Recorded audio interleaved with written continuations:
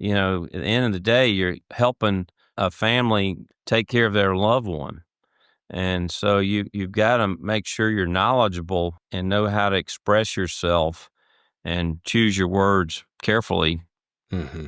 Bottom line is to listen to the family. And listening and hearing is something that oftentimes does require a lot of active work. And I think that's one of the things that I find most impressive about the individuals that get involved is that there's a lot of training that goes in. I mean, we talked about all the different roles, and you have to learn from somewhere. Figuring it out on the fly is certainly not something you want to do when times are challenging. This is the Buried in Work podcast, where we share tips and interview experts to help you simplify estate planning and end-of-life tasks. Today, we are honored to welcome Chris Robinson, a seasoned funeral director, an embalmer, and the 2024-2025 president of the Board of Directors for the National Funeral Directors Association. Now, Chris has a very unique career path that began as a gravedigger in high school. He's since dedicated his life to serving families through compassionate and professional funeral care. He's also president of the Robinson Funeral Homes and Memorial Gardens, and through his leaderships with NFDA, he's continuing to advocate for the critical role that the funeral service professionals play in helping families through some of their most challenging moments. Chris, thanks for joining us today.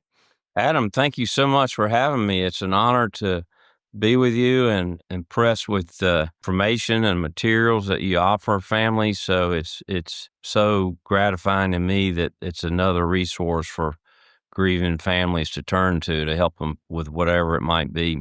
I appreciate that. We're just trying to build on what NFDA and so many other organizations and associations are providing, but that means a lot coming from somebody with your background.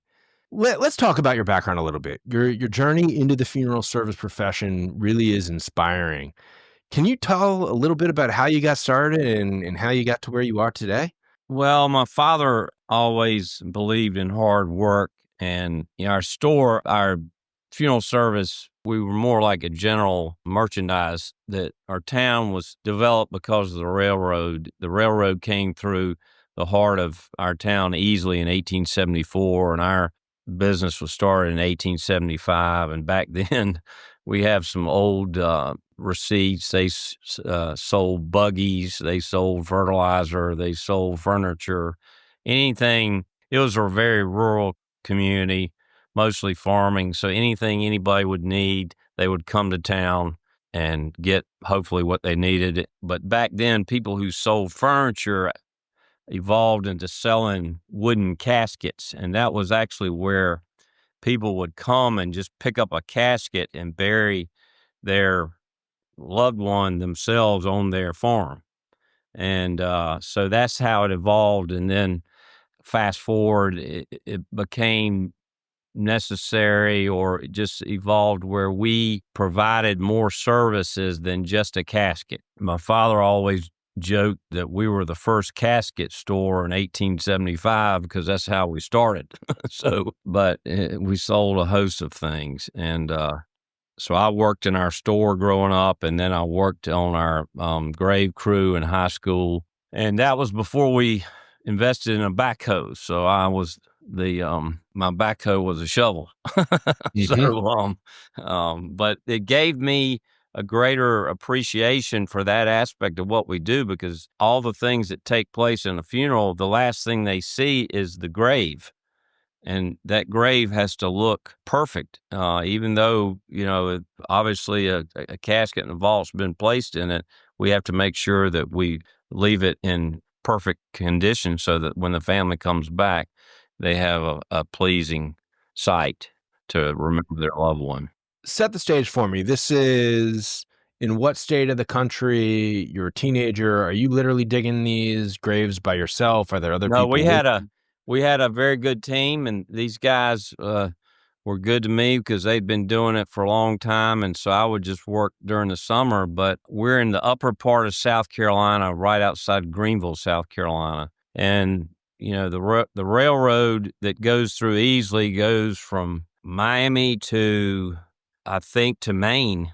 It's a major artery for the railroad. Amtrak comes through here, and so some of the cemeteries at the time would perpetual care cemeteries would dig the graves, but those that we dug in church cemeteries and things and family cemeteries, we dug by hand. How long does it typically take to dig a grave by hand? Well, depends on how much rain you've had. If it's in July and you hadn't had rain, the ground can be harder than asphalt, and then it also depends on, even though you might be the soil at the top of the grave might be fine, but then you might hit rock and you have to use a jackhammer to break up the rock. So you just never know what's below the surface. Mm-hmm. But typically, I was working during the summer and we really did not get much rain. We would get thunderstorms, but not soaking rain. So the ground was typically hard. It helped me understand that aspect of what we do, and every aspect of what we do is important. But as I remind our coworkers, that's the last thing that the family see. As a rule, depends on what type of service they select. But as a rule, if they go the traditional route, that's all they see, and it's got to look just right. Let's close that gap. You went from digging graves, middle of the summer, hot, sweaty, backbreaking work in South Carolina, to effectively owning and operating a funeral home and now being the incoming president for a year for the board of directors for the country's largest funeral director association. What's that transition been like, and how have you seen things change over the course of your career, which spans decades? It's helped me just understand that everything we do is important. A lot of times people underestimate the importance of experience, especially in our profession, because you'll work with the family. Say a spouse dies. Well, if they're in a certain age bracket, invariably you'll be working with the family in a very short amount of time. My mother died in September of 2017, and my dad died pretty suddenly in September of 2018. That's just an example of how lots of times when one spouse dies, it's not long after the other one dies. But also for me, it gave me added satisfaction when I would work with a family and they say, well, I knew your grandfather, or I knew your great grandfather.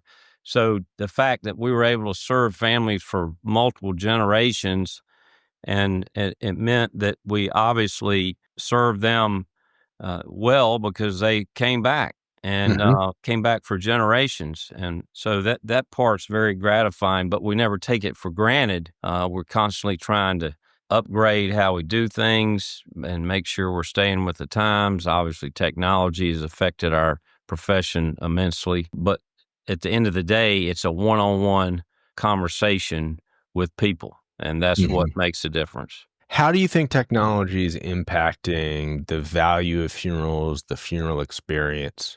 Well, I think it's helped a lot in lots of ways. When you think about when I was working here growing up, I just got my driver's license when I was 16, and we would have to, back then, there was a local radio station, and they would read the obituaries on the air. Well, the only way we could get the obituary to them was to hand deliver them. So I'd get in the car, I'd drive up to the radio station, and it was always at noon. So we wanted to make sure we got it, there by noon. Obviously, they needed a little lead time, but they would literally read the obituary on the air. And now look at the way you can get the information out there immediately, with Mhm. the website, Facebook. And back then, they were typed on typewriters. There was no such thing as word processing. So people don't even understand what a typewriter is nowadays. But so the technology, just having a website, having the person's picture next to the obituary, having online condolences available, and we live stream every service in our 3 chapels, so that people can watch it live, especially as families have become more mobile and they live all over the country. They're spread out. So they can, if they can't travel, they can still watch it. And then it's archived on that particular person's obituary. so that anybody can watch the service from anytime. So it's helped tremendously. And then obviously Facebook, if somebody shares obituary with their friends on Facebook is another source of information, but the information can get out very quickly. hmm And as technology has made it so the industry, the profession, the experience can be shared rapidly across multiple people, there's also that risk, and it's not just the funeral profession that's seeing this, of misinformation, of misconceptions. Are you seeing some misconceptions that pop up more frequently than others now? What do people need to understand that if they're not in the industry, if they're not in the profession, they're not experienced and familiar with it, that they might just miss? If this isn't your day to day, what do people have a perception of that if they were to come in and sit down and have dinner with you or spend time in a funeral home, and maybe yours, maybe someone else's, what would they be surprised about? What do people just not understand about the entire profession?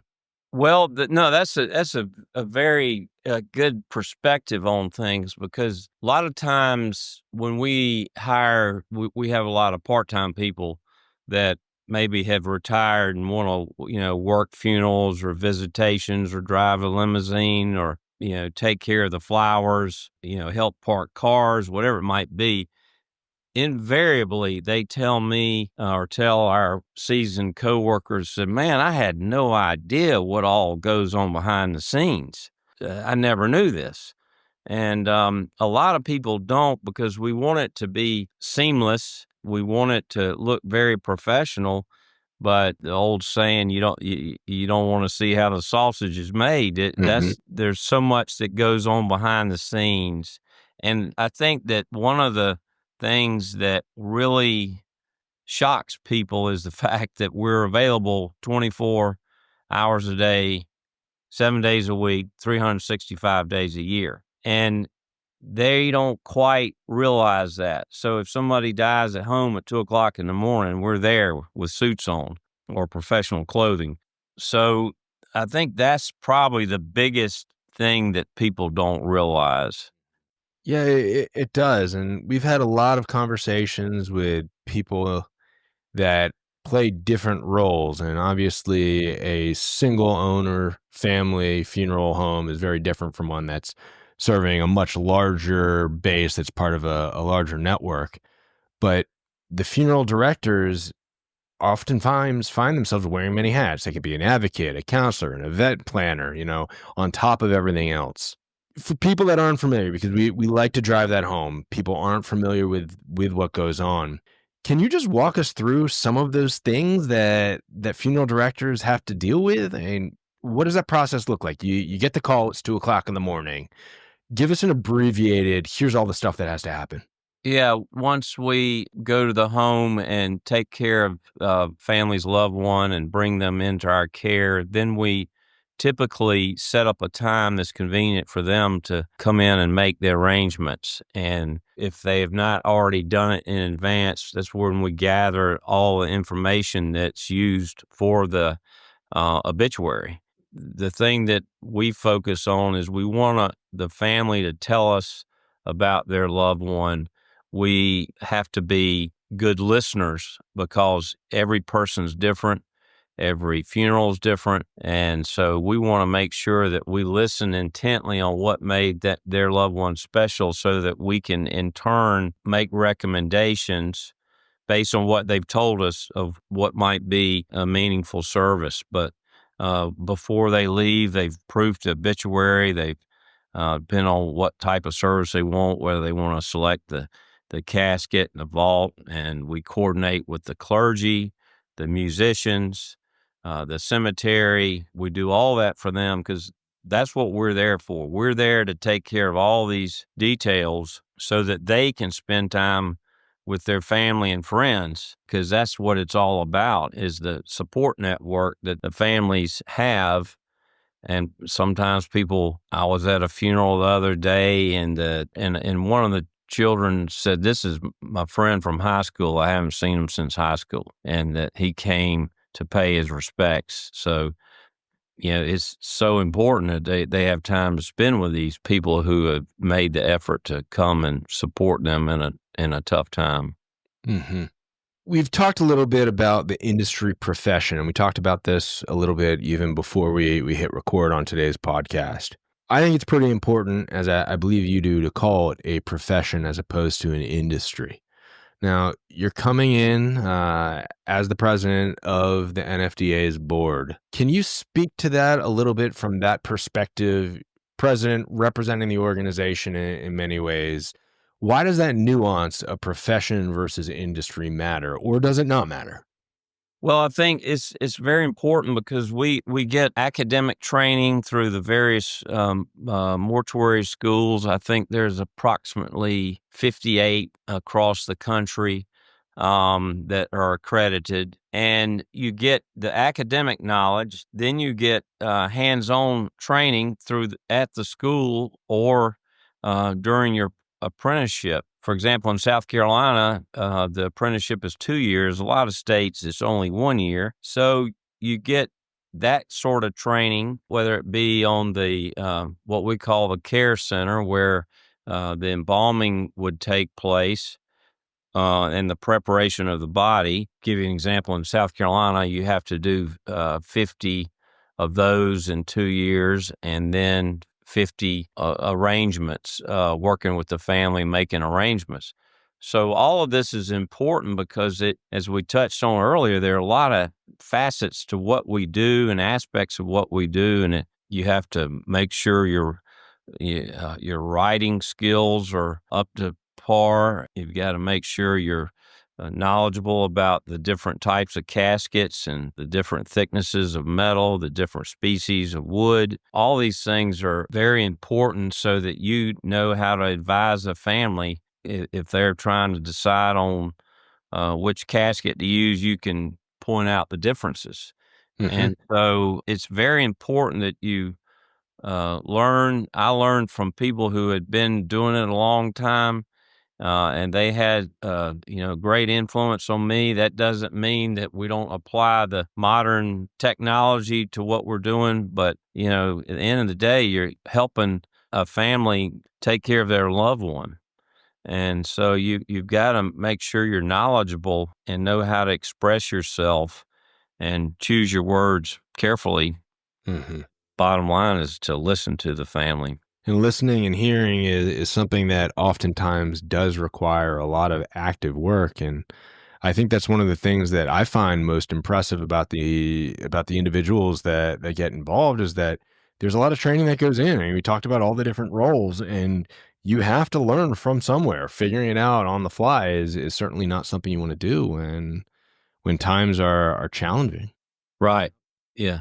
I learned, for example, when you're in a family's home at 2:00 in the morning, there is a very special way that you take care of their loved one. And sometimes just the navigation of taking care of their loved one to go from their bedroom or their bed to outside can be challenging, but you have to do it in a very professional way and very dignified way. Now, looking back at your career, what's been the most rewarding aspect of working in the funeral profession? Is there anything that sticks out? I think that it's just so gratifying that when you take care of the details and make sure you're thorough and take care of every aspect of what has to be done, to me, the gratification is when you get a handwritten note back, or maybe an email or something, where they say, I just want to thank you for all you did to take care of my mother, or whatever it might be. To me, that's just, we're not robots, we're people. And so when you get that personal expression of gratitude, there's nothing more meaningful than a handwritten note saying how much they appreciated what you did. And it's not just one person, it's our entire team. It takes a team to do what we do. Yeah. Yeah. I think that resonates a lot. Now, you've done a lot of podcasts, you've done a lot of interviews, you've spoken with hundreds, if not thousands of people about your experiences, the funeral industry. Final question for you, Chris. What's one thing that you wish people asked you more about? I wish more people would take the time to plan in advance, because I'll never forget when my mother died, and it was in September, and there was a hurricane warning, and we were dealing with that, and we'd been up all night and being with my mother in intensive care. It was extremely stressful because we were trying to get the obituary done and get things done before the hurricane, became an issue. And we were so tired because we hadn't really slept, and then we had to make all these decisions. But if you do it in advance, you can make decisions with a clear mind, and you have time to investigate. Well, that the funeral director told me about this option, but I'd like to investigate it. You're not under time pressure to make all these decisions. So I wish people would ask me and follow through more with planning in advance, because it's going to have to be done. Absolutely. Now, Chris, can't thank you enough for joining us and sharing your insights into the profession today. For listeners, if you're navigating the loss of a loved one or simply curious about the role of funerals and how they play in our society, Chris's work truly exemplifies the compassion, the professionalism that's really at the heart of this field. And what he said earlier, like, funeral directors are people too. You may not view them, you may not interact with them on a regular basis, but the more you get to know them, the more you realize they're just like everybody else. Go in, have a conversation, and see where the chat leads you. But Chris, people want to get in touch with you, where can they find you? Well, I'm in South Carolina. It's Chris at RobinsonFuneralHomes.com. The homes is plural. That's probably the best way. They can email me or call me at my work at 864-859-4001.